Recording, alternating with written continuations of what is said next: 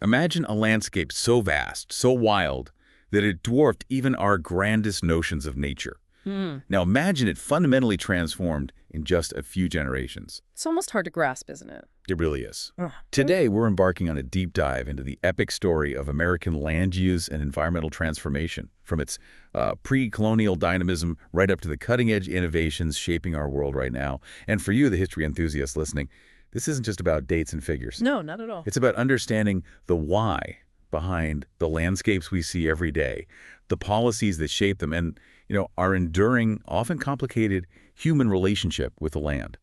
We'll uncover unexpected connections, some surprising facts, and those crucial aha moments that reveal how deeply our past impacts our present and future. Yeah, and our core idea today is really about how human drive, new technologies, and even what we valued as a society have continually reshaped the American landscape. And that's impacted everything from the health of our ecosystems to how people actually made a living. What's truly fascinating here, I think, is how the seemingly simple acts of settling and farming hid these complex, long-term consequences, the unknowns that would only really emerge much later. Like what kind of unknowns? Well, for instance, how are these seemingly boundless resources managed before European arrival? What were the hidden costs of early American prosperity, beyond the immediate economic gains? How did deeply ingrained cultural ideas, like the prairie ideals we'll talk about, shape and sometimes even hinder effective conservation efforts? And looking forward, what truly drives the innovation in agriculture that feeds us today, and what are its trade-offs? To answer these, we'll draw from a really rich stack of information: historical accounts, scientific studies, policy analyses, even cultural reflections. So a wide range of sources. Absolutely. We'll look at everything from shifting forest cover maps and the dramatic crash of bison populations to things like patent office records and modern R&D spending trends. It's a big picture. Okay. By the end of this deep dive, you'll have a profound grasp of the historical forces that shaped America's land, equipping you with a critical lens to understand today's environmental challenges and the path forward. So, to begin, let's journey back in time, way back, to the pre-colonial landscape, a period of dynamic balance that was, well, far from the static wilderness many might imagine. Bison as keystone species and indigenous management. Right. Before European settlers arrived, North America wasn't this untouched, unchanging wilderness, which is, a popular myth. Instead, it was this vibrant, really complex mosaic of diverse ecosystems.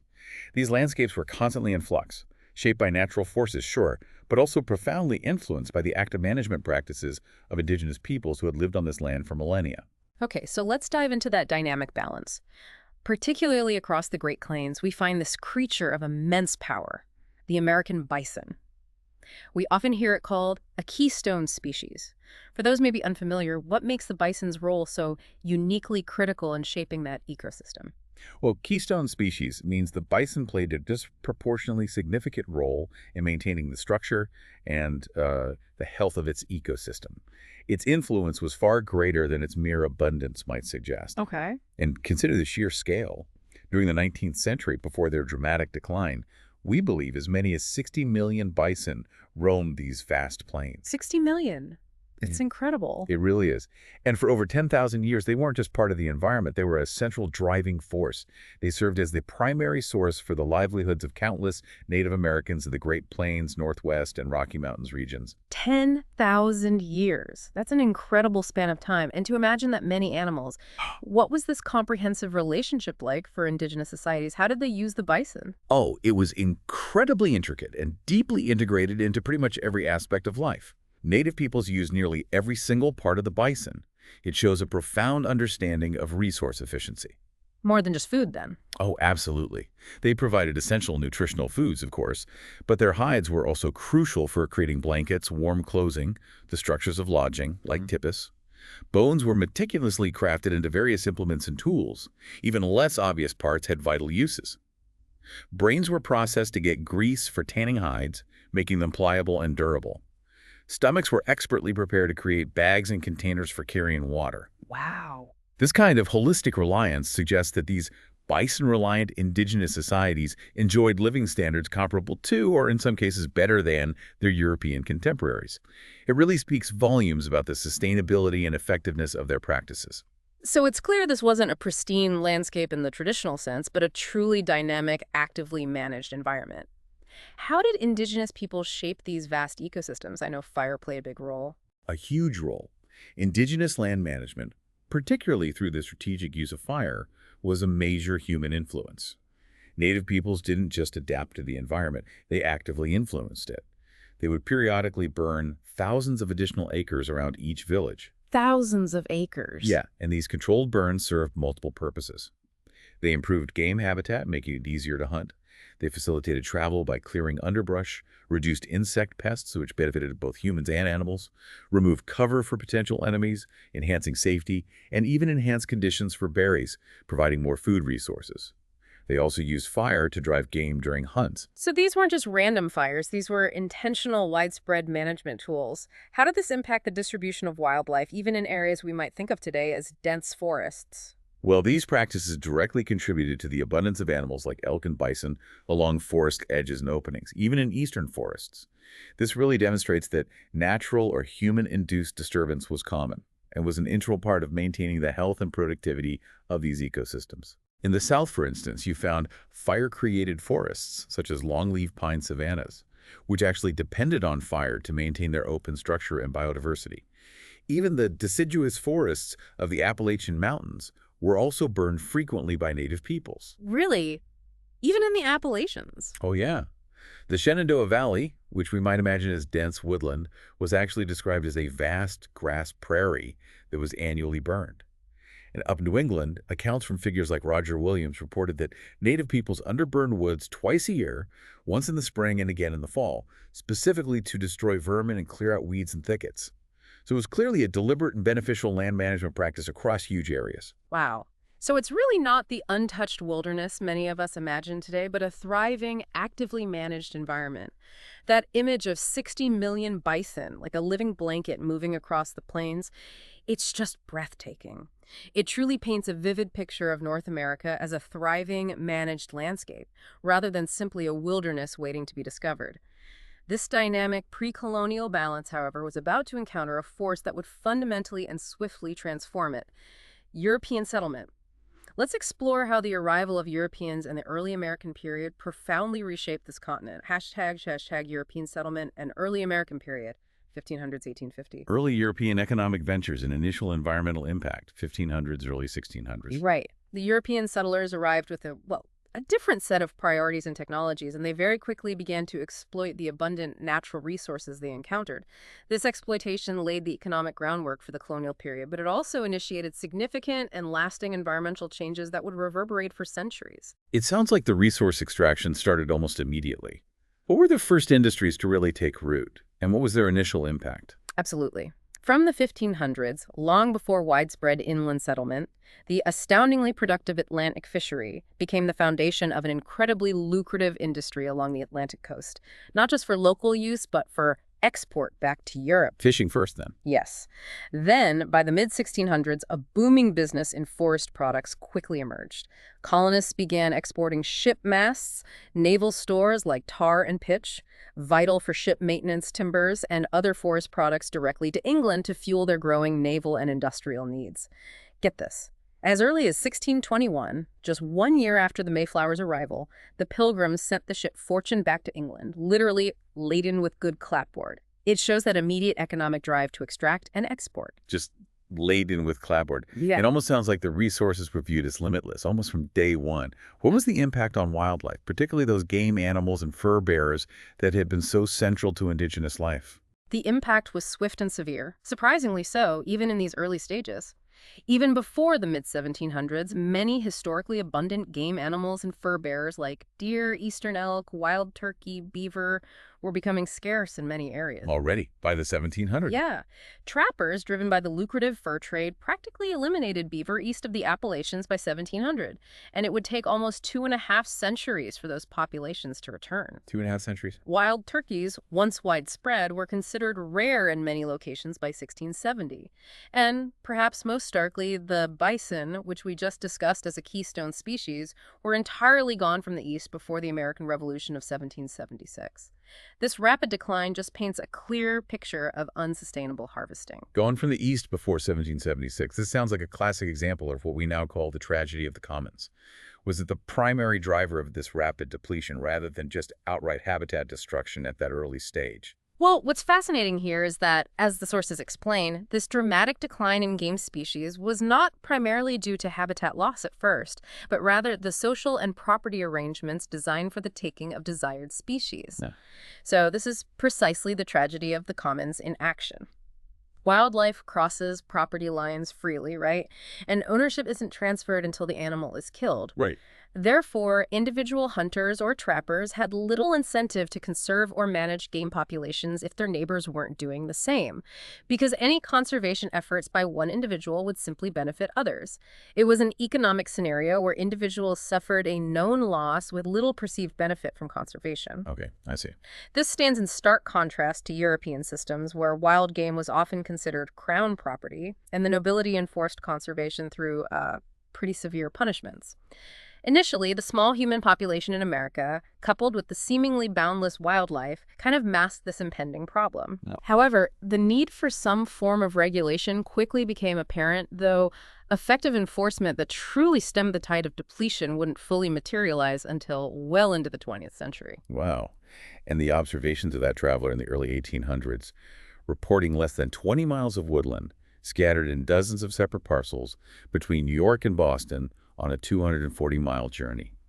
That really drives home how quickly this resource extraction unfolded, even in the historically forested East. Exactly. It wasn't just small patches here and there. It was a visibly fragmented landscape already, a clear sign of what was to come. Agricultural expansion, westward movement, and shifting land use. Late 1700s, early 1800s. Indeed. And the forces unleashed by European settlement quickly escalated. As the colonial population grew and international demand for agricultural products surged, farming expanded dramatically. This drove a significant westward movement and profound land transformation. And much of this expansion, unfortunately, relied on unsustainable farming practices. We're talking about a significant demographic and economic shift here. How quickly did this pressure build on the land? Very rapidly. By 1634, for instance, the Massachusetts Bay Colony had already grown to a population of 4,000 people. Alongside them, they had 1,500 cattle, 4,000 goats, and swine innumerable. Innumerable swine. Innumerable, which, due to scarce labor, were simply turned into the woods. This reflects the immediate pressures placed on the natural environment by a burgeoning population and their livestock. And this practice of open grazing by unattended livestock further impacted the environment. After 1720, a major stimulus for mid-Atlantic farming was the international demand for wheat. Europe was experiencing a population explosion, which drove rising wheat prices. Ah, the market connection. Exactly. To give you an idea of the economic incentive, a bushel of wheat cost twice as much in 1770 as it did in 1720. Wow, double the price. Yeah, and this global demand wasn't limited to wheat. Production of flaxseed and corn also expanded significantly, pushing farmers to cultivate more and more land. So economic opportunity was literally pushing people westward. How did the young American nation respond to this drive for land? The drive was almost unstoppable. The British government, even before the Revolutionary War, attempted to restrict this westward expansion with the Proclamation Line in 1763, but it proved largely ineffective. Right. The first major organized movement west of the Appalachian Mountains began after the Revolutionary War in 1781, with significant migrations originating from Pennsylvania, Virginia, and North Carolina. This westward push was then dramatically accelerated by events like the Louisiana Purchase in 1803. Which doubled the country's size overnight. Instantly doubled the nation's land area, adding vast amounts of territory to the public domain, just ripe for settlement and agriculture. So a fledgling agrarian society quickly took shape across this newly acquired and accessible land. What did early American farming actually look like on the ground? Was it a sustainable model, or were pioneers facing challenges we might not immediately recognize? Well, in 1800, America was overwhelmingly rural. 95% of Americans lived directly on the land, primarily as subsistence farmers, producing mostly what they needed to survive. At this time, the total cropland area was about 20 million acres. To put that in perspective, forests still covered a vast 96% of Ohio. 96%. But a shift was already beginning. By 1810, subsistence agriculture in New England, for example, started to transition towards providing food and dairy for the growing industrial towns emerging in the region. That signals the early integration of farming into a larger market economy. Okay. Now, historian Louis M. Hacker famously described the first generation of pioneers as engaging in wasteful and ignorant husbandry. Harsh words. He elaborated, explaining that they rarely sowed grass seed for hay, so farm animals had to forage for themselves in the forests. Fields were not allowed to lie fallow to recover. A single crop would be planted until the land was completely exhausted of nutrients. Crucially, manure was not returned to the fields to replenish the soil. So no soil regeneration. Right. Only a small fraction of the farm was cultivated, the rest being permitted to stand in timber. And the instruments of cultivation were rude and clumsy, many made right on the farm itself. This continuous wasting land and the resulting hunger was the goad that perpetually drove constant movement further west. Exhausted land in one area compelled pioneers to seek fresh, fertile soil elsewhere. It's a stark image, isn't it? A constant cycle of depletion and movement, driven by necessity and this seemingly endless frontier. Technological foundations and emerging economic patterns, late 1700s, 1850s. Exactly. And building on that agricultural expansion and westward movement, this period also saw the laying of foundational technological and legal groundwork that would profoundly reshape land use and labor systems, particularly with the rise of cotton and the mechanization of farming. The cotton gin is always the prime example of a single invention dramatically altering the landscape and economy. What was its immediate impact? Oh, it was a true game changer. The invention of the cotton gin in the late 1790s, it made short staple cotton usable for the first time. And that type could grow in a much wider range of climates than the long staple varieties. Okay. This immediately led to its widespread production on southern plantations, heavily reliant on slave labor, rapidly becoming America's main export crop. After 1810, the burgeoning textile mills up in New England created immense domestic demand for cotton, further fueling its expansion. So both international and domestic demand. Right. By 1820, over 250,000 bales of cotton, each weighing 500 pounds valued at an impressive $22 million, were being exported to Europe. However, this boom wasn't without its challenges. There was severe downward pressure on prices, particularly of cotton, which occurred during periods like 1820, 1823, again from 1840, 1843. And the legal framework for innovation was also taking shape around this time, influencing how these inventions could be protected and commercialized. Precisely. The U.S. Constitution's Article 1, Section 8 became operational on March 4, 1789. This crucial piece of legislation enabled patent protection for a wide range of inventions related to food and agriculture, mechanical, chemical, storage, transport, processing innovations, all of it. This established the essential legal groundwork that incentivized inventors and entrepreneurs to develop and disseminate new agricultural technologies. Beyond cotton, the mechanization of grain harvesting was another massive leap forward. The reapers were a revolution in themselves, weren't they? Absolutely. The McCormick reaper, initially designed by Robert McCormick in the 1820s, saw its first patent obtained by his son, Cyrus H. McCormick, in 1834. The machine worked it fairly well and started selling by 1842. Concurrently, Obed Hussey patented his Hussey reaper in 1833, which was considered a major improvement in reaping efficiency. It needed two horses working in a non-strenuous manner, a man to work the machine and another person to drive, and it left an even and clean surface. So multiple inventors working on this. Oh yes, nearly 100,000 reaper patents were granted by various inventors. But McCormick ultimately pulled ahead of his many competitors, primarily through better marketing based on a network of dealers who would provide spare parts and repairs. That ensured farmers had support for their machines. Smart business. Very. And then for breaking new ground, you have John Deere. He was a blacksmith who moved to Illinois in 1836 and focused his efforts on inventing a plow that could effectively break the notoriously thick prairie soil. Right, the famous steel plow. Exactly. He ingeniously fastened a steel saw blade into a plow, creating that highly polished steel surface that allowed the soil to slide easily, unlike the old iron or wooden plows that just got gummed up. Yeah. He built 100 plows in 1842, around 400 in 1843. In 1848, Deere relocated to Moline, Illinois, for better access to the railroad and the Mississippi River. Strategic move. Definitely. By 1849, the Deere Company was producing over 200 plows a month, and they rapidly expanded their product line to include wagons, corn planters, cultivators, and other farm equipment. By 1857, they were building 11,120 implements per month.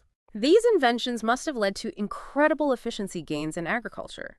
truly transforming the sheer amount of labor needed. The numbers are just staggering. In 1830, it took 4 people and 2 oxen working a 10-hour day to produce 200 bushels of wheat. Wow.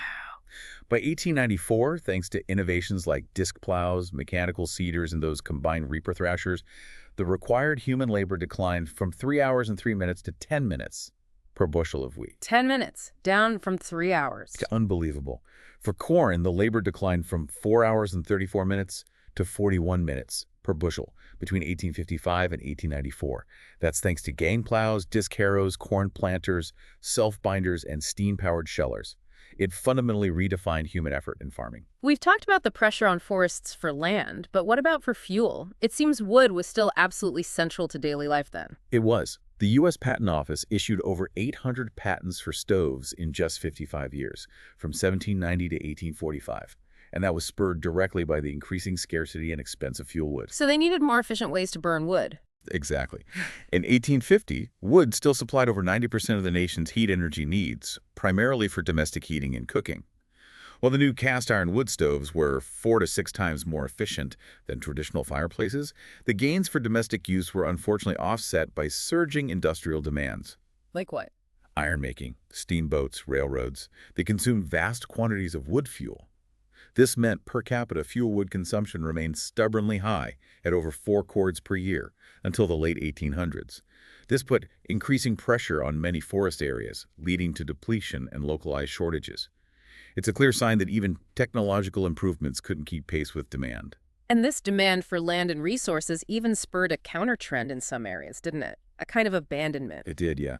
The opening of the Erie Canal in 1835, connecting the Great Lakes to the Atlantic, was, perhaps surprisingly, the first major step in agricultural land abandonment in the Northeast. It just increased competition from more productive western farmlands, making farming less profitable in parts of the Northeast. This led to forests beginning to revert on land no longer profitable for cultivation. Interesting dynamic. So by 1850, the land base for the 48 contiguous states was pretty much in place. The U.S. population had exploded more than 7 times in 1785, reaching over 23 million. Cropland had ballooned to 76 million acres, and forests covered only about 60% of Ohio. The U.S. now had 1.4 million farms, and lumber production was soaring at 5.4 billion board feet annually. Okay, let's pause here and unpack this. The scale of transformation just before the mid-19th century is really staggering. This period really solidified a foundation for massive expansion. So as we look towards the next phase of American history, what does this accelerated rate of land transformation, fueled by new technologies and economic incentives, truly mean? Mega recap plus flashcards after segment 4.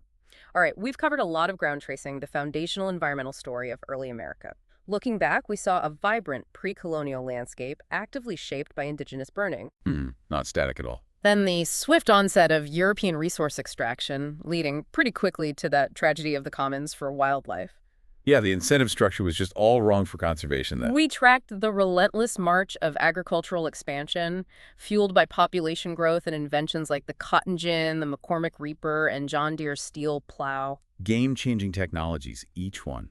And the immense pressure placed on forests, not just for land, but also for fuel. Indeed. This period was characterized by both immense opportunity and significant, often unseen, environmental costs. These early patterns of land use and resource consumption established dynamics that would define the next century of American development. Okay, let's flag some key terms from this era. Think of these as quick flashcards for what we've covered so far. Atlantic fishery, tragedy of the commons, cotton gin, McCormick reaper, John Deere plow, Erie Canal, and fuel wood dominance.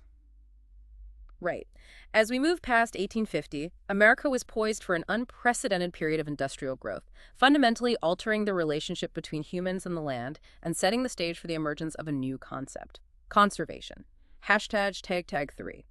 Post-1850 industrial growth and conservation era, 1850-1945. Unprecedented land conversion and resource extraction, 1850-1910. Yeah, the period immediately following 1850 saw an extraordinary acceleration in land conversion and resource exploitation. This intensification was driven by burgeoning industrial growth and a rapidly expanding population, and it was all viewed, really, as a necessary and even beneficial process for national progress and economic prosperity. And the sheer scale of forest clearing during this specific time is just quite astonishing, isn't it? It truly is.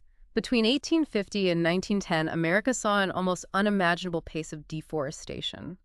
They were clearing land equivalent to roughly 13.5 square miles every single day for agriculture. 13 square miles a day. For 60 years, it's like an entire state's worth of forest, about 190 million acres, was turned into farmland. This quadrupled our cropland base. As a direct consequence, U.S. cropland dramatically increased from 76 million acres in 1850 to 319 million acres by 1910, a massive shift in land use. And lumber. Lumber production exploded during this same period, increasing over 8 times, from 5.4 billion board feet in 1850 to an astounding 44.5 billion board feet annually by 1910. That fueled the construction of growing cities, new industries, vast railroad networks, everything. So even with all this lumber being produced, was wood still the primary source of energy, or was that starting to change? That began to shift, but gradually. Fuel would remain the primary product of the forest until the 1880s. That's when the sheer volume of lumber finally exceeded the volume of wood harvested for fuel. Although the total volume of fuel wood consumption continued to increase until 1900, it supplied a progressively lower proportion of the U.S. energy needs. As the country shifted increasingly to coal and later to oil, wood's contribution to the nation's energy supply dropped significantly. How much did it drop?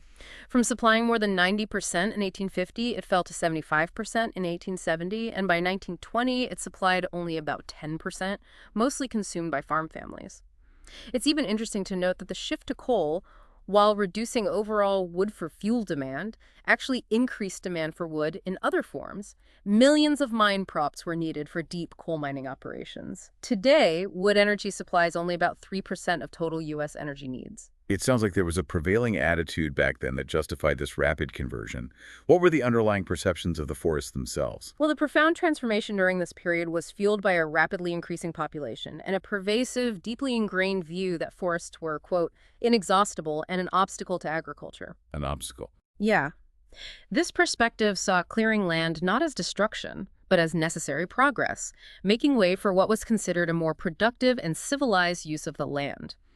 While European settlers did adopt some techniques learned from native inhabitants, they came armed with significant technological advantages, specifically iron tools and draft animals, which allowed for far more rapid and extensive land clearing. And their practice of allowing livestock to roam untended in the woods, as we discussed earlier, further exacerbated the environmental impact.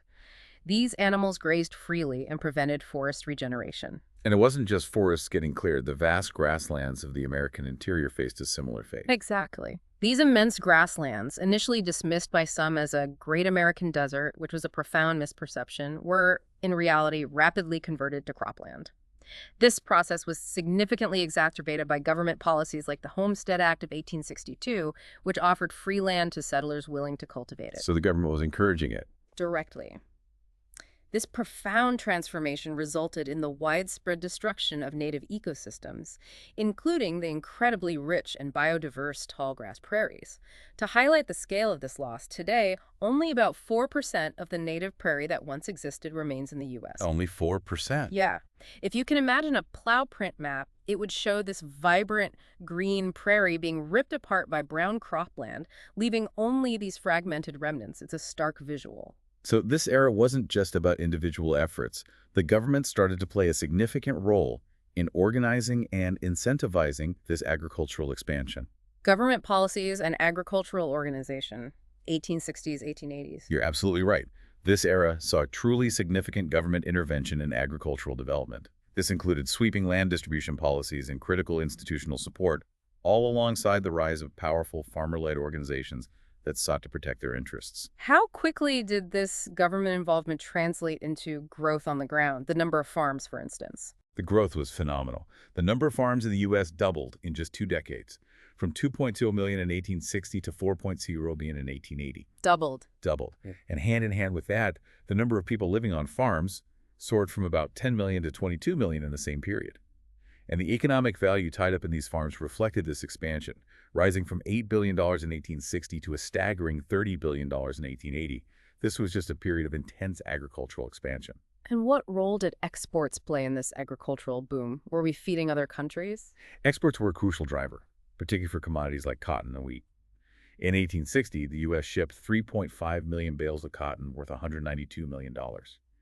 After 1860, bad crops in Europe and lower transportation costs opened European markets to American wheat. Ah, opportunity knocks. Exactly. The British, for example, became particularly dependent on American wheat, relying on it for a fourth of their food supply. That created a powerful economic incentive for American farmers. By 1880, U.S. wheat exports had reached an incredible 150 million bushels, valued at $190 million. The Homestead Act of 1862 seems like a cornerstone of this period, directly shaping how land was distributed and settled. It absolutely was. Yeah. President Abraham Lincoln signed the Homestead Act in 1862, and it remained in effect for over a century, actually, until 1986 in Alaska. It distributed over 270 million acres of land to 1.6 million homesteaders. Wow, 270 million acres. Yeah. Daniel Freeman, on January 1st, 1863, was famously one of the first homesteaders to file under the act, right near the future site of the Homestead National Monument. You can still see artifacts like the Palmer Epard cabin, built by a homesteader in Gage County in 1867, or the Freeman School, built in 1872. Our neighbor to the north, Canada, implemented a similar policy with its Dominion Lands Act in 1872. Beyond land distribution, what government institutions were established to support this agricultural growth? Crucial new institutions were founded. The U.S. Department of Agriculture, the USDA, was established in 1862, same year as the Homestead Act. Yeah. Also in 1862, the Morrill Land Grant College Act was passed.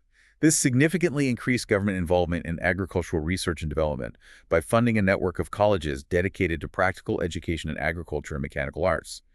These land-grant universities became vital centers for innovation. And farmers themselves also began to organize to advocate for their interests, particularly with the rise of the Grange movement, right? Yes. The Grange, formerly known as the Patrons of Husbandry, was founded in 1867 as an organization for farmers and their wives. Its membership rapidly soared, from 200,000 in 1873 to an impressive 858,050 by 1875. That's huge growth. Phenomenal. The Grange was unusual in that it allowed women and teens as equal members, which was quite progressive for its time. It adopted nonpartisan political resolutions, notably on issues like railroad transportation costs, which were a major burden for farmers.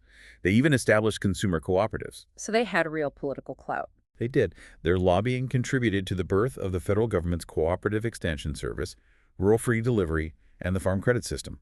Their political power arguably peaked with the Supreme Court case Munn v. Illinois, which held that grain warehouses were a private utility in the public interest and could therefore be regulated by public law, a major victory for farmers against powerful monopolies. But amidst this agricultural boom and organizing, the harsh realities of the frontier weren't far behind, were they? There were setbacks. That's very true. The terrible winter of 1886-1887, exacerbated by widespread overstocking of the range, utterly devastated cattle ranching. It was a brutal ecological lesson in limits. Right. And tragically, as the nation pushed westward, its policies continued to inflict immense harm on indigenous communities. Yeah. The Dawes Act of 1887, for instance.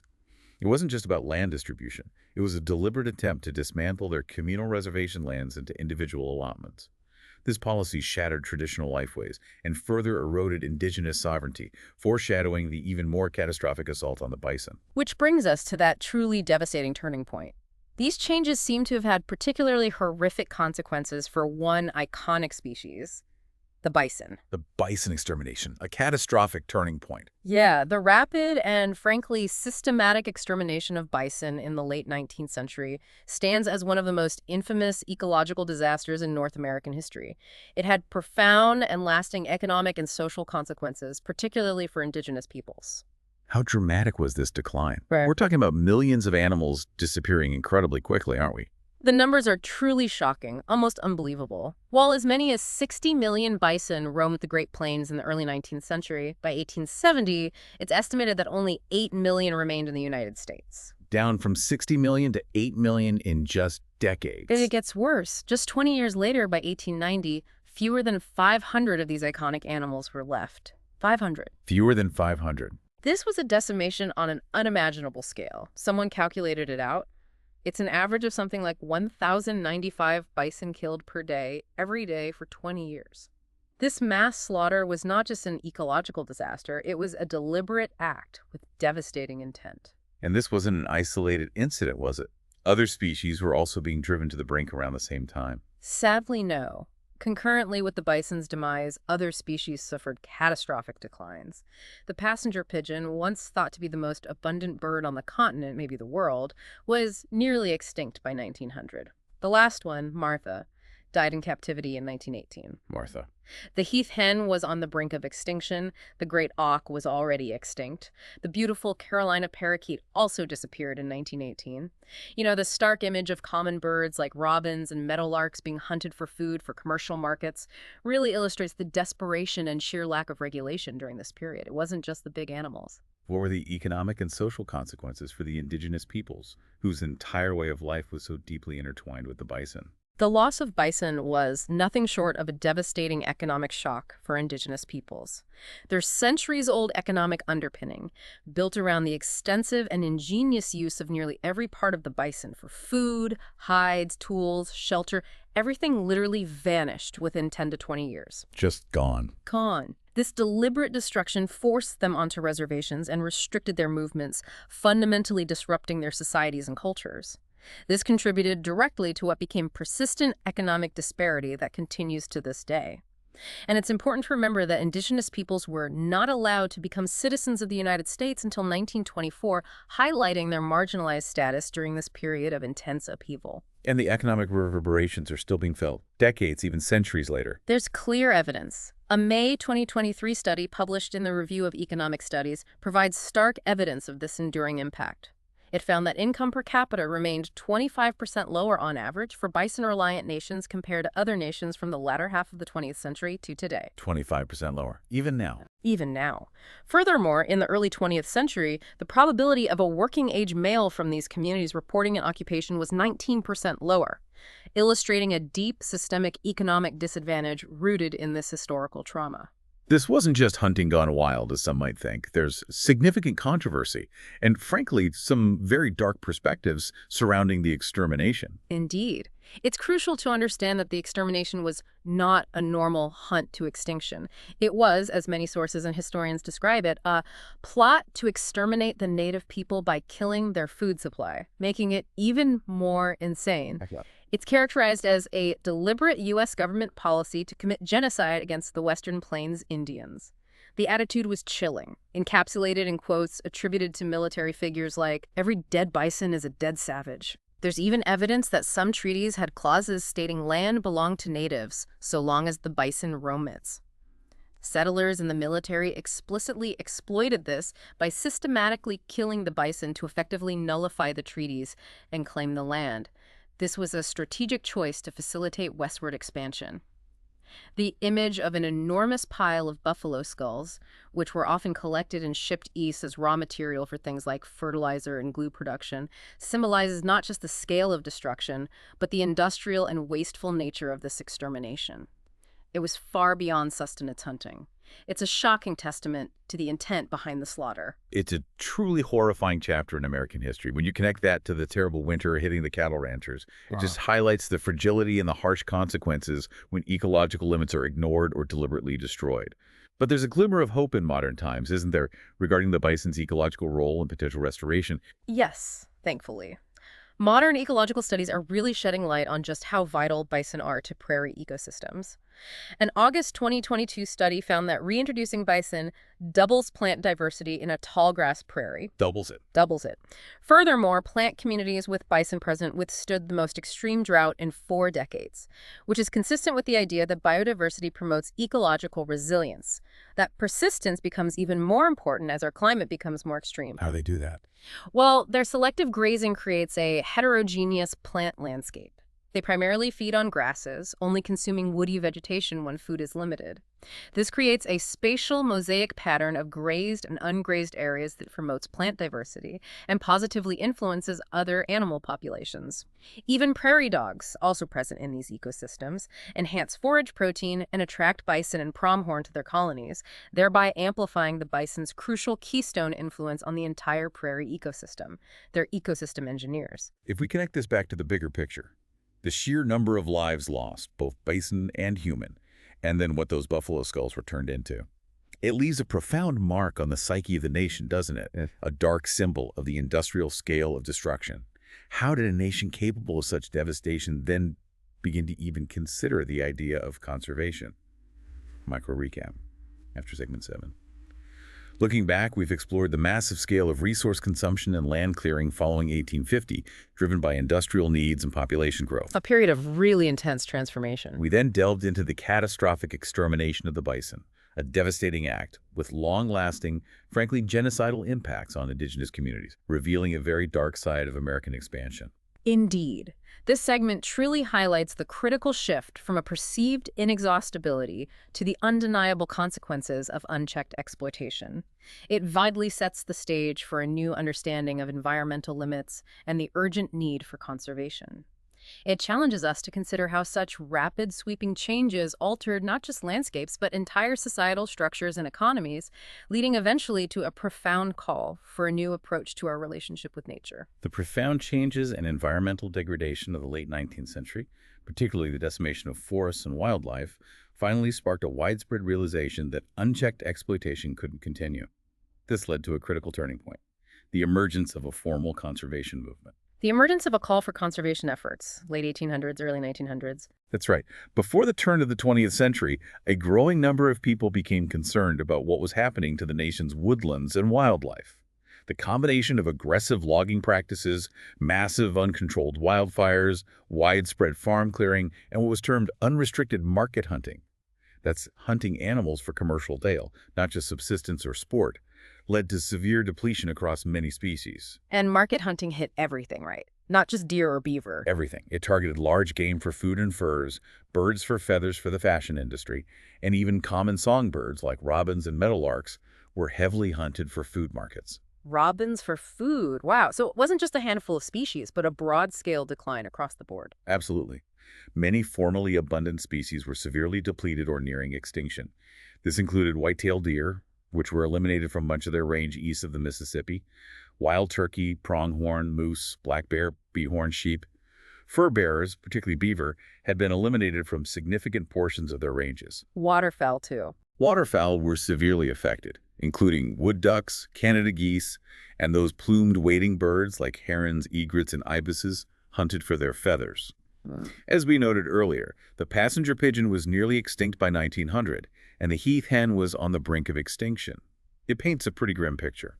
What were the first tangible steps taken to address this widespread environmental crisis? What did they actually do? Well, the first tangible steps involved the establishment of forest reserves.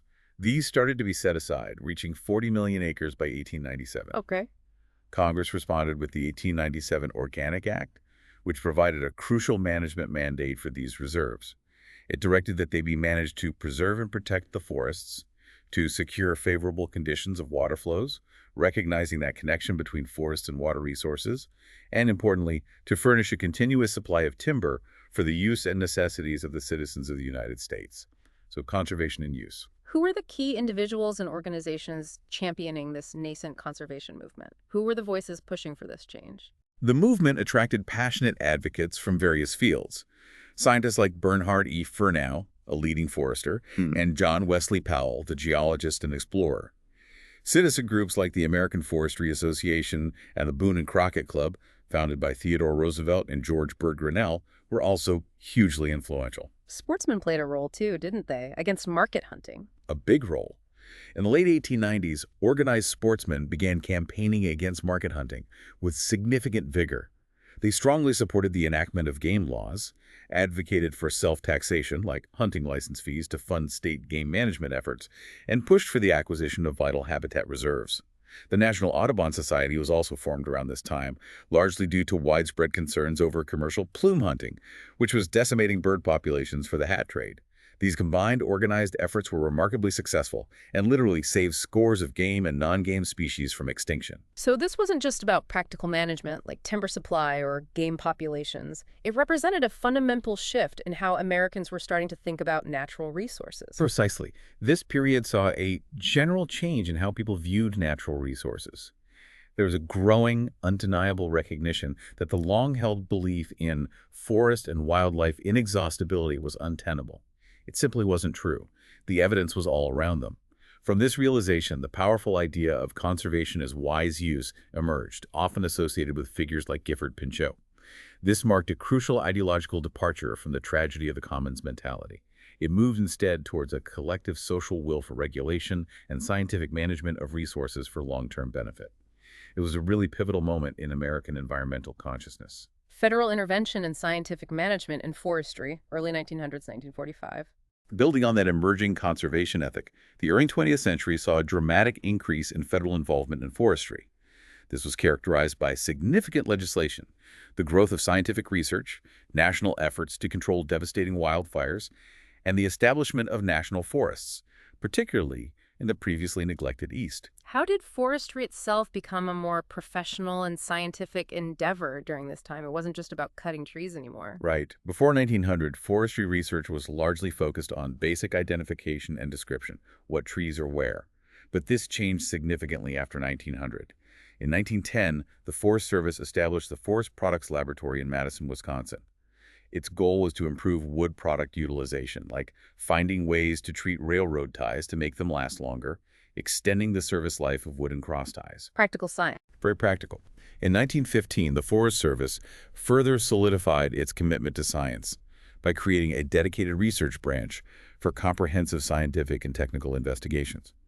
And throughout the 1930s, forestry research also experienced significant growth at universities and state agricultural experiment stations, fostering a much more professional, science-based approach to forest management. Wildfires were an enormous problem back then, frequently consuming millions of acres.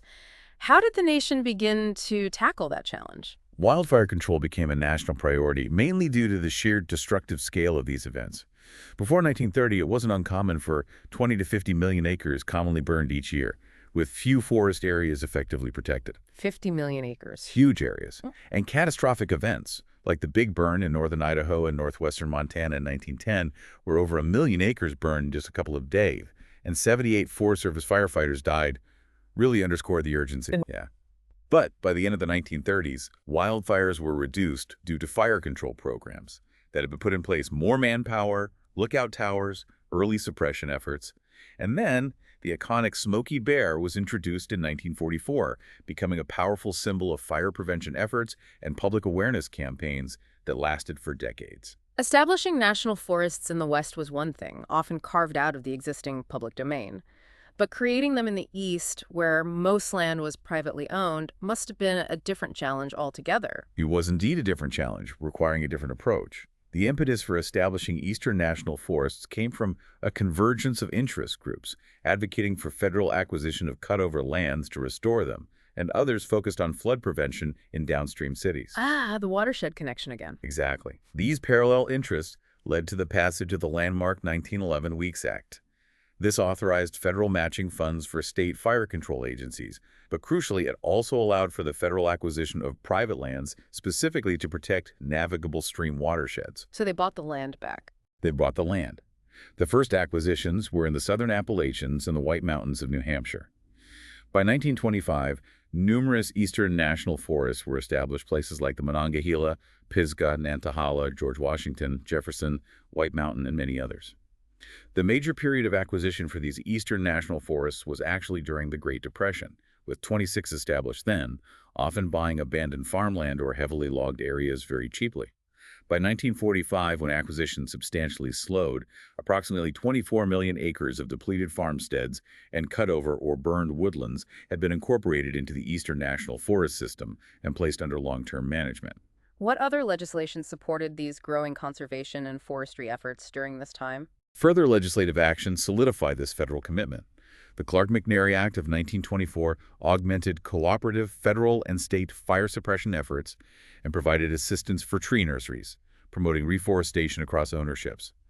Then the McSweeney-McNary Act of 1928 further expanded forestry research and authorized the creation of regional forestry research stations and, importantly, a nationwide forest inventory program that provided vital data for scientific management for the first time. And as forests were coming under better management, did the relentless conversion of forests to farmland, that 3-century trend, finally come to a halt? Yes, a major historical shift occurred around this time. By 1920, the inexorable 3-century-long conversion of U.S. forests to farmlands substantially halted. Wow. Halted. This was a pivotal moment. The area of forest land in the U.S. today is about the same as it was in 1920, representing approximately two-thirds of the forest area that existed back in 1600. So while a significant portion was lost, the overall decline finally stabilized. Meanwhile, agriculture itself faced immense challenges during the Great Depression, leading to new, sometimes controversial government interventions. Indeed. Farming reached its absolute low point in 1932, a critical period during the Great Depression, with prices collapsing. In response, the Agricultural Adjustment Act, or AAA, was created in May 1933 as part of the New Deal. Its primary aim was to raise commodity prices by creating artificial scarcity. How did they do that? Well, it involved controversial measures like paying farmers to plow up 10 million acres of already growing cotton, intentionally letting bountiful crops rot in the fields, and even slaughtering and discarding 6 million piglets to reduce supply and hopefully boost prices for farmers. Destroying food during the Depression, that must have been hard to swallow. Extremely controversial. The underlying idea was that reduced supply would lead to higher wholesale prices and increased income for struggling farmers. Despite these drastic actions, prosperity largely returned to the farm by 1936, and the total number of U.S. farms actually peaked at 6.8 million in that same year. It's worth noting Hoover had proposed similar ideas earlier, advocating modernizing farming and restricting crop production back in 1929, but the AAA was the policy that got implemented. So this raises an important question. While these crucial conservation efforts were gaining traction and reshaping our relationship with natural landscapes like forests, a parallel transformation was underway in agriculture itself, driven by a whole new wave of innovation. How did these forces interact to fundamentally change how America produced its food? Mega recap plus flashcards. After segment 9. Okay, we've just navigated through that intense period of industrial growth and the dawn of the conservation era. We saw the rapid expansion of farms and resource exploitation, At an incredible scale. including the devastating extermination of the bison and its lasting impact on indigenous communities. A really dark chapter. Absolutely. But critically, this era also sparked a realization of limits, didn't it? It led to organized conservation movements, landmark legislation like the Homestead Act and the Weeks Act, Crucial pieces of legislation. and the beginnings of scientific forestry management. Precisely. This period marked a profound shift in consciousness, moving from this idea of unchecked exploitation to a recognition of the need for stewardship. The policies and scientific advancements initiated then laid the crucial groundwork for how we manage our natural resources today, even with all the ongoing debates. Right. Let's do another quick flashcard recap of key terms from this era, 1850 to 1945. Homestead Act, USDA, U.S. Department of Agriculture, bison extermination, 1897 Organic Act for forest reserves, Weeks Act for Eastern National Forests, Agricultural Adjustment Act, ARO-A, and the Forest Products Laboratory. Okay, now let's shift focus to the immense changes within agriculture itself during the 20th century and beyond the innovation, growth, and structural shifts that define modern farming. ###RAV. Innovation, growth, and structural change in American agriculture. The transformative shifts in 20th century agriculture. Yeah, the 20th century witnessed nothing short of a dramatic and really fundamental transformation of American agriculture. It moved decisively from that traditional labor-intensive pursuit we talked about earlier to a highly specialized, capital-intensive industry. And it was driven by unique market and biological factors that differentiate it from other economic sectors. How dramatic was this shift in terms of who was farming and how they operated? Fewer farmers, bigger farms? Profoundly dramatic. American agriculture fundamentally changed its very structure. This involved less land, much less labor, fewer and larger specialized farms, and increased capital and purchased inputs. The human footprint on the farm literally shrank. How much did the farm population drop? The U.S. farm population peaked at 32.5 million people back in 1916. That was nearly a third, 31.9% of the total U.S. population then. Wow, a third of the country. Yeah. By 2019, that number had plummeted to an estimated 4.5 million, or just 1.4% of the total population. That is a massive demographic shift away from direct agricultural labor. So, if fewer people were on farms, but production was still increasing, where did the other parts of the agricultural process go? Did they just disappear? No, they shifted. That's where vertical integration comes in. Think of it this way. What used to be a farmer's holistic operation, saving seeds, making fertilizer from manure, maybe even processing crops after harvest started to move off the farm. Specialized agribusiness firms emerged, handling everything both before the farm gate, like developing new seeds and chemical fertilizers, and after the farm gate, like food processing, marketing, and distribution. It fundamentally changed the farmer's role, making them part of a much larger, interconnected industrial food system. It's also worth noting that tracking these changes precisely over time can be tricky due to evolving definitions and statistical practices. Right. The data isn't always perfectly consistent. Now, agriculture seems to have some unique characteristics compared to other industries that influence its innovation and development. Can you explain what makes it so different? Why isn't it just like manufacturing widgets? It's very different. There are several special features of agriculture that set it apart. Firstly, when it comes to market failures, innovation incentives can be attenuated. That means they're weaker or less direct. Why is that? A few reasons. Agriculture has an atomistic structure, meaning lots and lots of small producers. That makes it harder for a single innovator to capture all the benefits of a new idea. Plus, there are often incomplete property rights for things like knowledge spillovers. New knowledge can easily spread without direct compensation to the innovator. Secondly, agricultural technology is inherently site-specific. What works in Iowa might not work in California or even across the county. Its applicability and effectiveness vary widely due to environmental factors like climate, soil types, topography, altitude, even distance from markets. This circumscribes the potential for knowledge spillovers, limiting how easily innovations can transfer from one location to another. Okay, that makes sense. What else? Thirdly, and this is critical, there's the biological nature of agricultural production. Production processes take time. You can't just speed up a growing season or an animal's life cycle, and they are highly susceptible to uncontrollable factors like weather, pests, and diseases. This leads to what's known as the Red Queen effect, a term borrowed from Lewis Carroll's Through the Looking Glass. Just like the Red Queen had to run as fast as she could just to stay in the same place, agriculture requires constant maintenance research just to prevent yields from declining. You have to keep running just to stay still. Exactly. Because pests and diseases are constantly co-evolving and adapting, new threats are always emerging. So scientists and farmers are in this perpetual race to develop new resistances and solutions just to maintain current productivity levels. It's not always about huge leaps forward. Sometimes it's about preventing steps backward. That's a great analogy. And finally, agriculture faces unique public scrutiny. Consumer demand for credence attributes, things like whether food is organic, sustainably produced, non-GMO, locally sourced, and the influence of various policy movements and social concerns increasingly influence agricultural innovation and regulation. This means public values play a direct role in shaping what kind of agricultural practices and technologies are developed and adopted, much more so than in many other industries. That Red Queen effect analogy really makes it stick. It's a continuous treadmill of innovation just to keep up. Investing in agricultural innovation.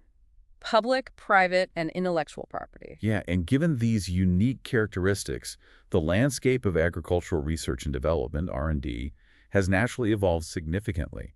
We've seen a growing role for the private sector, alongside strengthened intellectual property rights, and shifting global dynamics in where and how agricultural innovation happens. Historically, how have public and private sectors contributed to agricultural R&D in the U.S.? Was it mostly government-funded?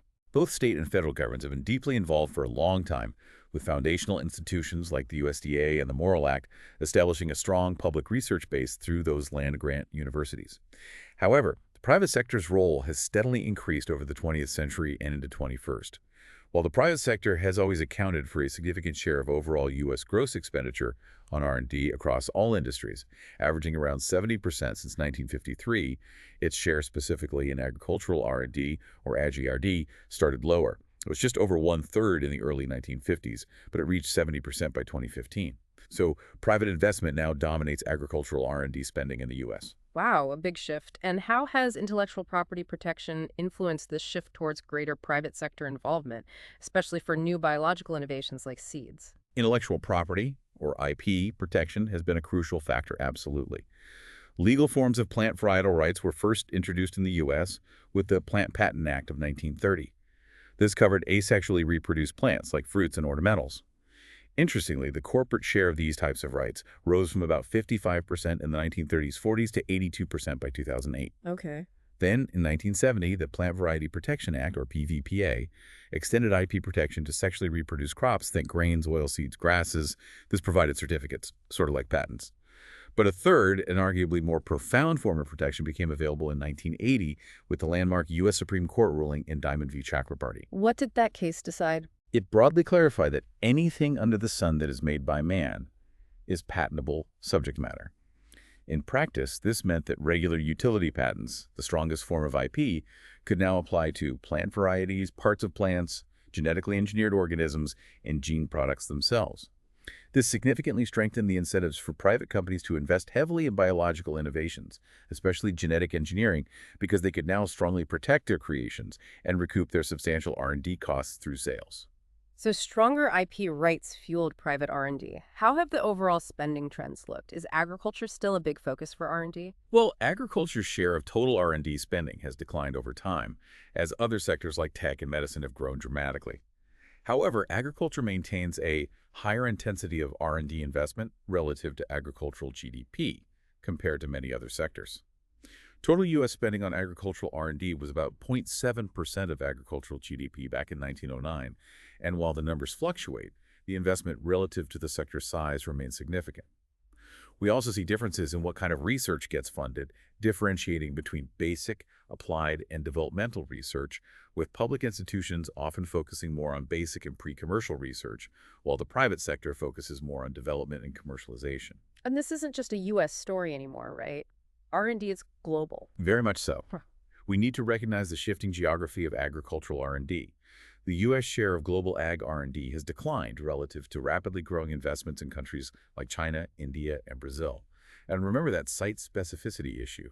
Knowledge spillovers aren't always easy internationally because what works in one climate or soil type might not work elsewhere. So local R&D capacity is really important globally. Given all this investment, both public and private, what are the returns?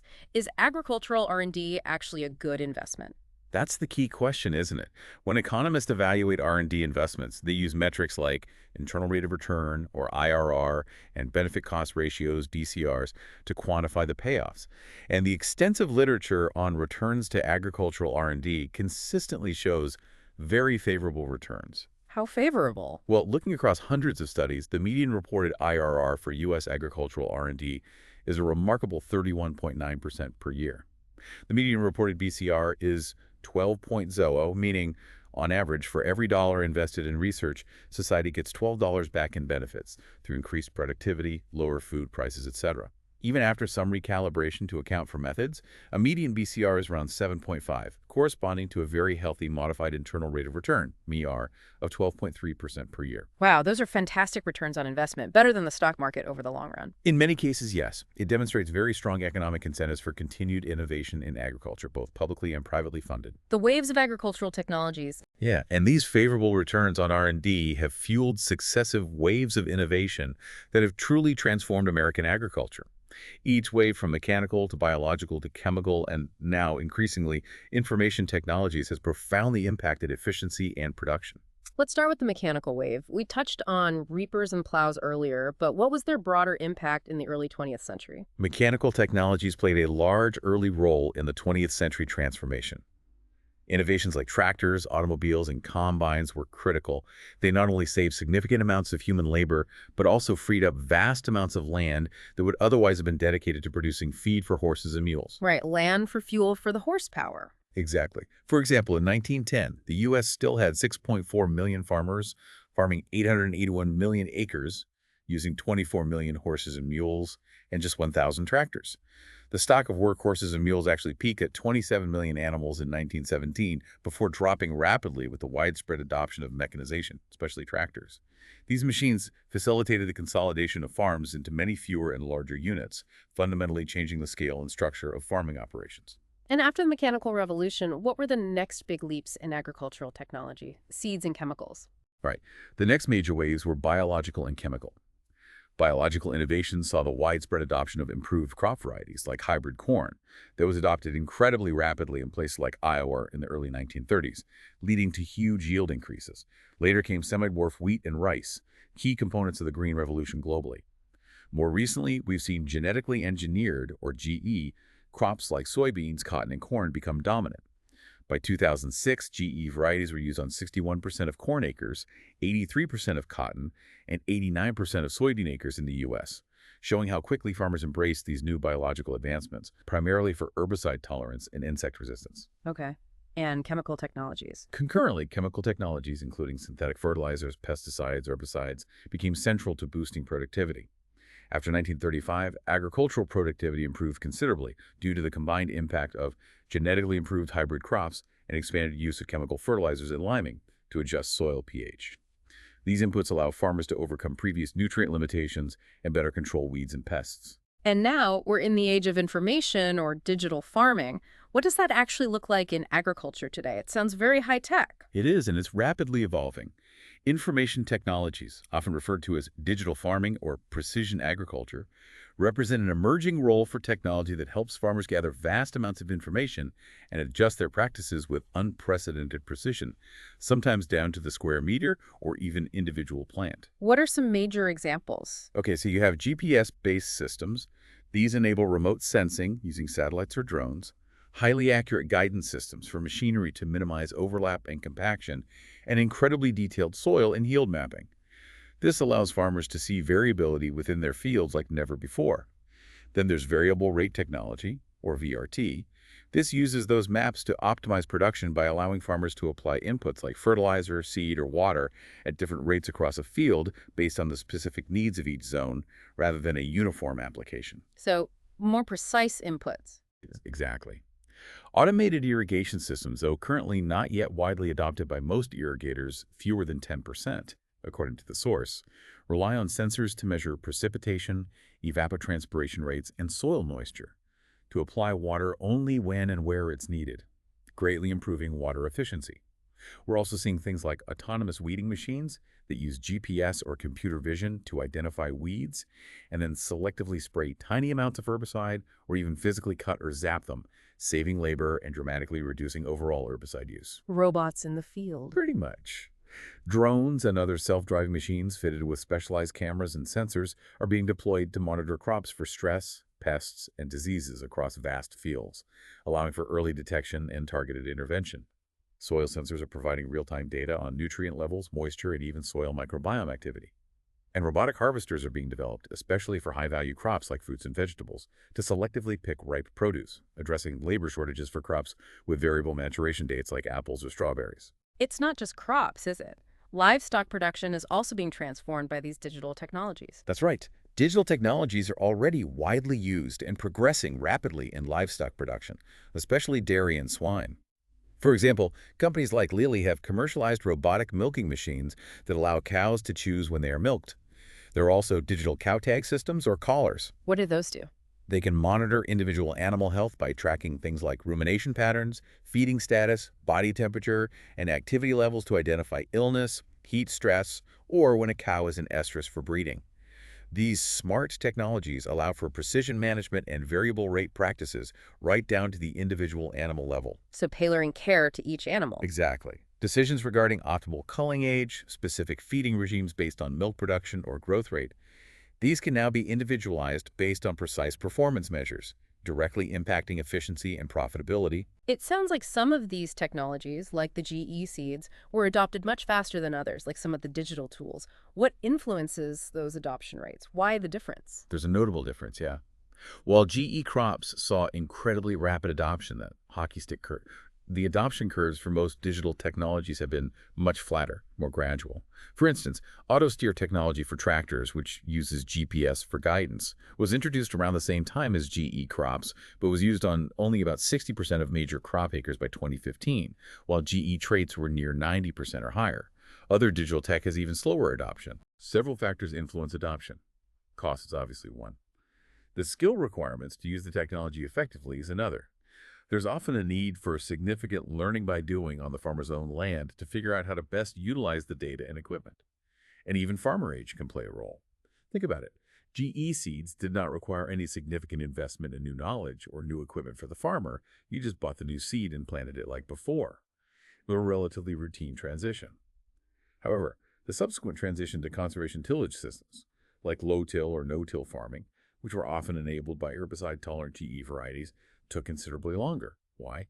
Because that required own farm-specific learning by doing to figure out the right equipment settings, cover crops, and management practices that worked best for their particular soil and climate conditions. That's a much more complex and time-intensive process than just switching seed bags. That makes sense. What's fascinating here is how these waves of innovation have fundamentally altered the very fabric of agriculture, but they also bring us to a new set of challenges and the search for the next wave of solutions. How do we balance feeding a growing population with protecting our planet using these tools? Mega recap plus flashcards after segment 12. Wow. We've truly taken a deep dive into the innovation engine of American agriculture in the 20th century and beyond, from its transformation into a specialized, capital-intensive industry. A massive structural shift. To the critical role of public and private R&D, driven by things like IP protection and those really favorable returns on investment we talked about. Yeah, the economics really incentivized innovation. We've traced those powerful waves of innovation, mechanical, biological, chemical, and now the digital or information wave that have completely reshaped how food is produced in this country. This exploration reveals that agriculture, far from being static, is this incredibly dynamic field, constantly adapting to new demands, new challenges, new technologies. Understanding these historical innovation pathways is really crucial for anticipating future developments and addressing the complex trade-offs inherent in feeding a growing population while trying to protect our planet. Okay, another set of flashcards for this section on agricultural innovation. Red Queen effect in agriculture. Intellectual property in agriculture. Things like the Plant Patent Act, PV-PZ, Diamond-D Chakrabarty, internal rate of return, IRR for R&D, benefit cost ratio, BCR for R&D, mechanical technologies, tractors, combines, genetically engineered GE crops, and precision agriculture or digital farming. All right, now let's bring it up to the present day and look at the contemporary state of conservation, focusing on both forests and the still threatened grasslands. Yeah. #V contemporary grasslands and forest conservation. The modern state of forests. Recovery management and new demands. Post-WWII to present. Yeah, so shifting back to forests. Post-World War II, American forests have actually shown remarkable resiliency and recovery. This is largely due to active management practices, the stabilization of agricultural land area, and changing land use patterns. However, new demands and challenges continue to evolve, shaping their future. That's a hopeful message, especially after all the earlier discussions about widespread deforestation. How has this recovery manifested? What does it look like? It's quite impressive, actually. Tree planting on all forest land, public and private, rose dramatically after World War II. Concurrently, private forest management significantly increased in sophistication, and research in institutions like the Forest Service, forestry schools, state agricultural research stations, and the forest industry itself improved and developed considerably. The Forest History Society was even founded in 1946, reflecting a growing interest in understanding this past. So after centuries of decline, U.S. forests are actually recovering in terms of area and volume. The trend reversed. Yes, the data is pretty clear. Forest conditions over much of the U.S. have improved dramatically since 1900. As we mentioned, the total area of U.S. forest land stabilized around 1920 and has remained about the same as it was then, representing approximately 2/3 of the forest area that existed in 1600. Furthermore, and perhaps most strikingly, forest growth nationally has exceeded harvest since the 1940s. Today, growth exceeds harvest by a full 40%. Growth is exceeding harvest by 40%. Yeah, and the volume of annual forest growth is 4 times greater than it was in 1920. The standing timber volume per acre increased by 50% nationally since 1952 and has even doubled in the East, a region that experienced the most severe early deforestation. So there's more wood growing now than is being cut. And what about wildfires, which were once such a massive problem? Have they stayed under control? For a long time, yes. The area consumed by wildfire each year had fallen 80–90% since the 1930s. That was a direct result of decades of fire control programs, suppression efforts, and prevention campaigns like Smokey Bear. However, it's important to note a concerning recent trend. In the last decade or so, the area burned by wildfire has increased again, particularly in the western U.S. This is largely attributed to multi-year drought conditions linked to climate change and also an increased forest density in some areas due to past fire suppression, which makes them more susceptible to large-scale, high-intensity fires when they do occur. It's a complex issue. There's also been a significant shift in how federal public lands like national forests are managed. It seems they've moved away from timber production towards other values, right? Absolutely. Recreational visits to national forests, for instance, increased dramatically from 18 million in 1946 to 93 million in 1960, reflecting a growing public desire for outdoor recreation. By 1990, over 33 million national forest acres had been designated as statutory wilderness, protecting vast areas from development. Since about 1985, there has been a really dramatic shift in the mission of federal and many other public lands. Their focus has largely moved to restoring and maintaining healthy ecological conditions and meeting the recreational and amenity preferences of the public. Things like hiking, wildlife viewing, clean water. So less logging on public lands. Much less. As a result, national forest timber sales have declined by more than 80% since 1985.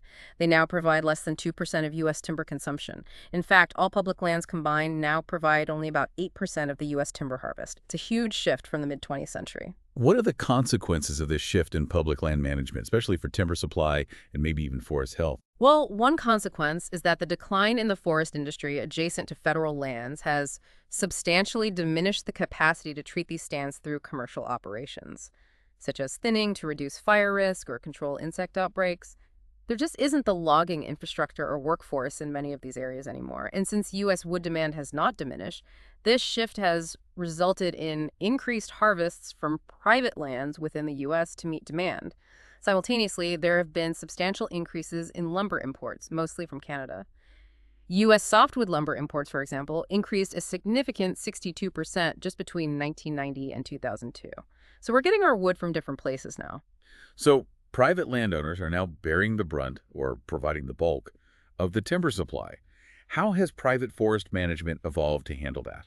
Until the 1920s, as we noted, the forest products industry often showed little interest in forest management.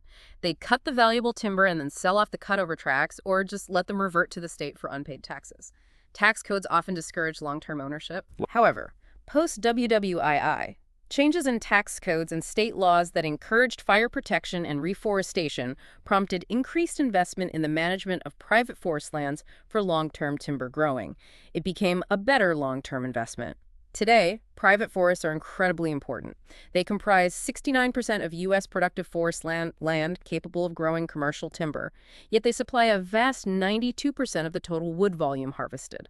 This demonstrates their absolutely critical role in meeting national timber needs, while public lands focus more on other values. Global environmental awareness and sustainable forest management. And building on those domestic conservation efforts and the recovery of U.S. forests, public interest in forests expanded globally, particularly from the 1970s onward. This led to new international frameworks for sustainable management, the rise of forest certification schemes, and an increasing focus on forests' vital role in the context of global climate change. So Rachel Carson's Silent Spring back in '62 wasn't just about pesticides. It was part of a larger environmental awakening, wasn't it? Setting the stage. Absolutely. Public interest in environmental issues really took off in the 1960s and 1970s as a broad national environmental movement emerged. Initial concerns often focused on highly visible problems like industrial air and water pollution, which were significant in and around most U.S. cities at the time.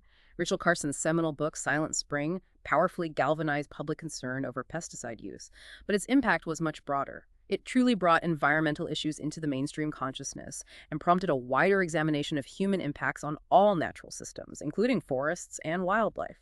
How did this growing awareness translate into more land being set aside for conservation globally, and how did forests specifically gain international recognition? Well, domestically, as conservation practices initiated decades prior began to show results, and as public demand for recreation and natural amenity values increased, more forest lands were indeed set aside for parks and wilderness areas. The area of such set-asides in the U.S. increased significantly, almost tripling between 1953 and 2007. Globally, forests gained major recognition at the 1992 United Nations Conference on the Environment and Development, the famous Earth Summit, held in Rio de Janeiro. There, the plight of the world's forests took center stage, especially concerns about tropical deforestation. While they couldn't agree on a binding treaty, non-binding forest principles were adopted. Following Rio, the U.S. Forest Service announced that clear-cutting on national forests would be severely restricted, and future management would be based more explicitly on ecological principles. A major development in recent decades has been forest certification. You see the labels on wood products now. How did that come about? Forest certification is definitely a significant development. Yep. It really arose from widespread concerns in the 1980s about rapid deforestation, particularly the loss of tropical rainforests and concerns about illegal logging.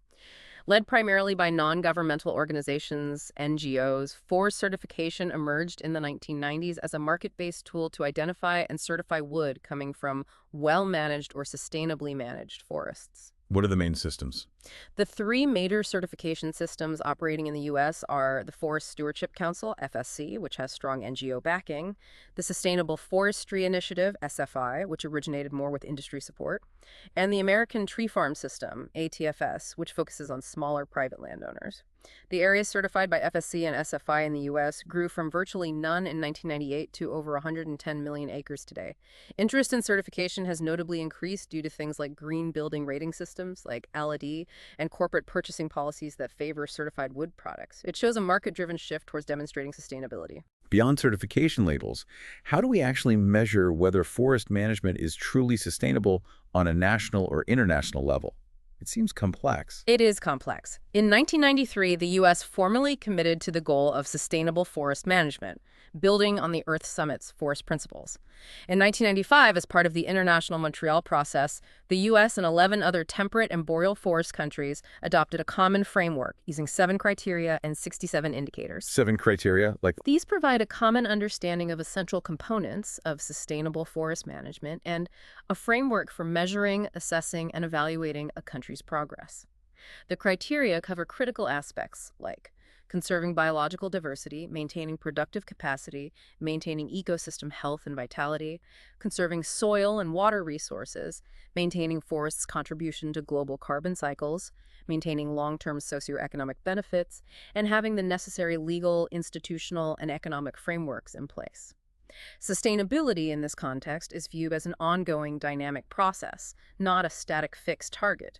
It requires continuous attention to environmental health, societal well-being, and economic viability, the 3 legs of the sustainability stool. And in our current climate crisis, forests are increasingly seen as key players, both affected by climate change and part of the solution. Absolutely. Public and policy concerns about climate change have, frankly, exploded in recent years, making forests incredibly relevant. They played a role in 2 main ways. First, how climate change impacts forest health, and second, how forests can contribute to reducing greenhouse gases in the atmosphere. How much carbon do they store? Forests worldwide sequester enormous amounts of carbon in their trees and soils, acting as massive carbon sinks. U.S. forests currently sequester about 10% of U.S. greenhouse gas emissions annually. That's a significant offset, and that amount could be increased somewhat through forest management activities like reforestation and improved forest health. But climate change also poses direct threats to forests themselves, doesn't it? It's not just a one-way street. No, definitely not. Climate change is currently affecting forests in a variety of ways. We're seeing increased wildfire damage and severity and more intense insect epidemics, particularly in western coniferous forests, which are adapted to cooler, wetter conditions. We're seeing reduced snowpacks and earlier spring snowmelt affecting water supplies. In the east, increased rainfall intensity can cause erosion, and species ranges are observably shifting northward and to higher elevations as temperatures warm. These impacts present a major challenge that will require decades of adaptation and forward-looking management. Finally, what about the role of wood itself in this new context, using wood for energy or in building? There's potential for substantial expansion of wood energy, using residues or sustainably harvested biomass, although significant technical and economic challenges exist, and the carbon neutrality debates are complex. Beyond energy, wood plays a potentially crucial role in green building. Buildings in the U.S. are responsible for a huge chunk, about 40% of total energy consumption and associated carbon emissions. Wood-based building materials, when evaluated using life cycle assessment, LCA, can often be produced with a much lower environmental footprint, less embodied energy, less carbon emitted compared to alternatives like steel or concrete. So using wood from sustainably managed forests can be a climate solution in the built environment. Grassland conservation, agricultural impacts, and prairie ideals. Now, while American forests, as we've discussed, have demonstrated remarkable recovery and are now generally under more sustainable management frameworks, the narrative for grasslands is, unfortunately, quite different. They continue to face ongoing, profound threats from agricultural conversion. This is prompting significant policy debates and collaborative efforts to protect them, efforts that are often intertwined with this enduring cultural concept of prairie ideals. So even with all these conservation programs we hear about, grasslands are still being destroyed at an alarming rate. The recovery story hasn't happened there. Not to the same extent, no. Alarmingly so, in many places. The destruction of grasslands across the Great Plains continues at an unsustainable pace. WWF puts out a yearly plow print analysis, and their recent one found that in 2021 alone, plowup destroyed 1.6 million acres of grasslands across the U.S. and Canadian portions of the Great Plains. 1.6 million acres in 1 year. Yeah. And over 400,000 of those acres were in the northern Great Plains, which is considered one of the world's last, best remaining intact temperate grasslands. In total, since 2012, they estimate a staggering 32 million acres have fallen to the plow across the entire Great Plains region. That's an area nearly 15 times the size of Yellowstone National Park, converted mostly to cropland in just the last decade or so. That ply print visual is stark. It shows this core green area shrinking as the brown cloud area expands. What are the primary drivers behind this continued conversion even today? Why is native prairie still being plowed up? Well, expert analysis identifies a couple of disproportionate drivers of conversion. One is biofuels policy, particularly the Renewable Fuel Standard, RFS, which creates demand for corn and soy, often grown on newly converted land. Another is the structure of federal crop insurance programs, which historically provided subsidized insurance on newly converted grasslands, reducing the financial risk for farmers converting native sod to crops. These policies, perhaps unintentionally, incentivize the conversion of natural grasslands. There are other pressures too, like commodity prices and land values. And pesticide use remains high. For instance, in 2016, 322 million pounds of pesticides banned in the EU were still used in U.S. agriculture. Ironically, the potential ban of glyphosate, a key herbicide, in some countries might even lead to a reversion to older production systems using mechanical tillage to control weeds, which can be more environmentally disruptive in terms of soil erosion and carbon release than no-till systems. So policy is clearly a key lever for change here. What specific initiatives are being proposed or undertaken to conserve grasslands, especially through things like the Farm Bill? The Farm Bill is recognized as probably the single most significant piece of legislation affecting grassland ecosystems, as it funds major conservation programs. Recommendations often focus on, first, protecting Farm Bill conservation programs, basically, advocating for continued strong funding, including the $20 billion allocated through the Inflation Reduction Act, for effective programs that support conservation on working lands. Second, strengthening sod saver. This is a provision that reduces crop insurance subsidies on native sod that's been newly converted to cropland. Proposals aim to make this apply nationwide and extend the period of reduced subsidies to 10 years to really disincentivize grassland conversion. Make it less attractive financially to plow up prairie. Exactly. Third, bolstering grassland CRP. That's strengthening the Conservation Reserve Program's specific subprogram for grasslands. Ideas include offering longer contracts, ensuring managed grazing is allowed, which can be beneficial for grassland health, targeting the program to the most vulnerable areas, and boosting overall support for sustainable grazing practices.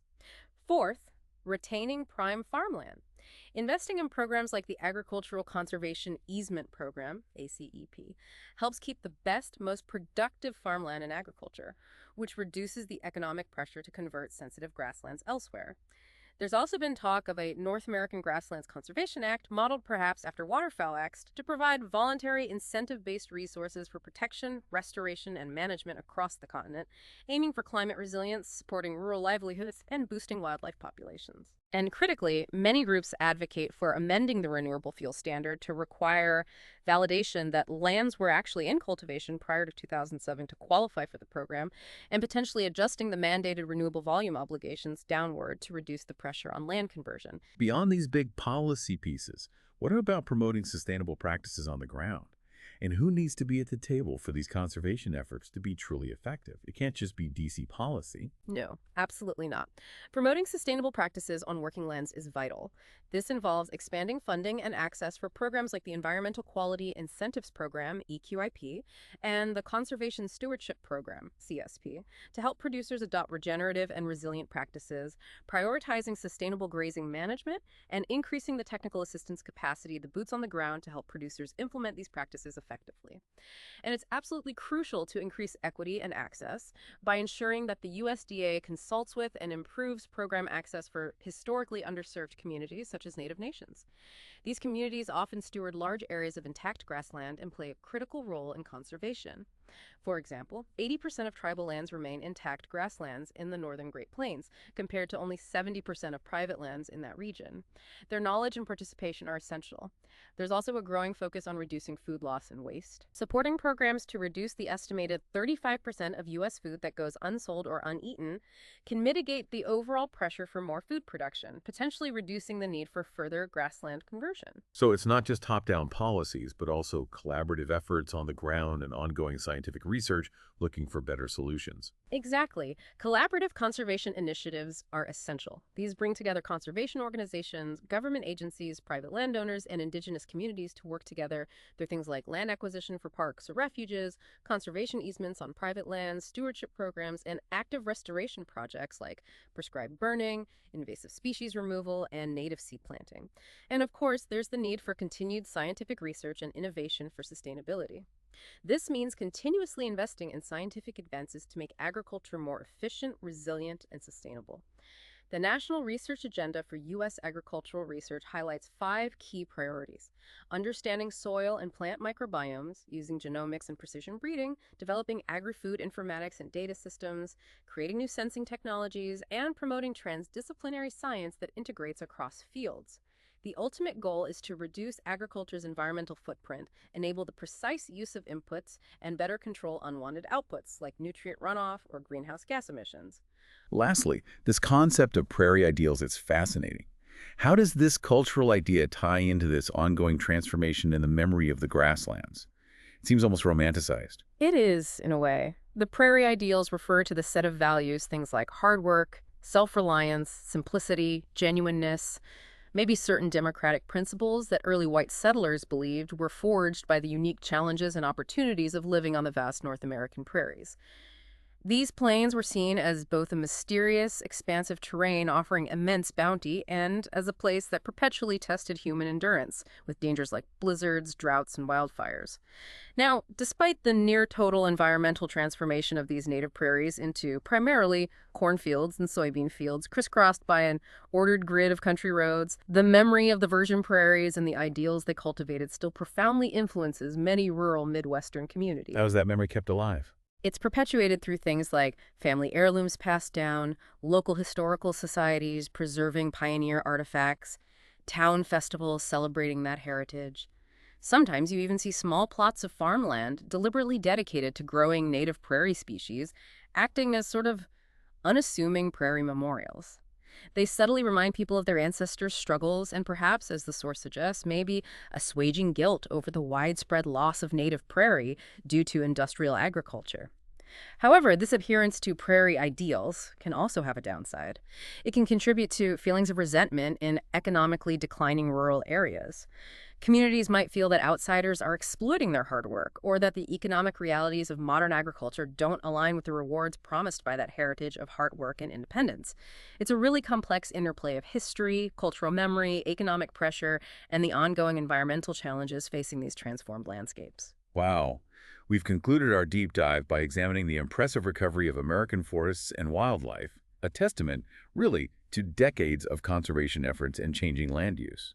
A qualified success story, in many ways. We then turned our attention to the contemporary challenges still facing grasslands, the ongoing conversion, the policy debates, the multifaceted scientific and collaborative efforts underway to protect them. A much more precarious situation there. And crucially, we explored that enduring concept of prairie ideals, revealing how historical memory continues to shape rural communities and their complex relationship with the land they inhabit. Mega recap plus flashcards after segment 15. This final segment really highlights a critical ongoing dialogue, doesn't it? How do we balance the absolute imperative of agricultural production with the necessity of environmental stewardship? The resilience shown by some ecosystems, like forests, coupled with those deep-seated cultural connections to the land, underscores that this is absolutely not a finished story. It's an evolving journey, and understanding the past is key to navigating the future. Let's do one last flashcard recap for this contemporary conservation section. Forest resiliency, growth exceeding harvest. Forest certification, like FSC, SFI, ATFS. Montreal process, criteria for sustainable forestry. Carbon sequestration, forest role. Grassland conversion rates, still high. Farm Bill conservation programs like CRP, EQIP, CSP. Sod Saver, policy tool. Conservation Reserve Program, CRP. Renewable Fuel Standard, RFS as a driver, prairie ideals, cultural concept, and regenerative agriculture as a goal practice. We've journeyed through centuries of transformation today, from the dynamic balance of pre-colonial landscapes to the dramatic impact of westward expansion and industrialization to the dawn of conservation and right up to the ongoing innovation that defines modern agriculture and environmental stewardship. And you've seen, hopefully, how interconnected all these historical threads are, how the demand for wheat in Europe impacted American forests, how the loss of the bison devastated indigenous communities and economies for generations, and how today's digital farming tools unbelievably build on centuries of mechanical innovation and policy decisions made long ago. This deep dive should arm you with a richer understanding of not just the historical facts, but the enduring forces still at play shaping our landscapes. So as we look to the future with new technologies like AI and gene editing, promising both unprecedented efficiency in agriculture and raising complex new ethical questions, this leaves us with an important question, doesn't it? Can we truly learn from the tragedy of the commons of the past and that Red Queen effect in agriculture to ensure a genuinely sustainable and equitable future for our landscapes and all the communities that depend on them? What will the next wave of conservation look like in the face of climate change and biodiversity loss? And what role will you, listening now, play in shaping it? The story of America's land, its use, its conservation, it's still being written, and your informed curiosity is its most vital ingredient.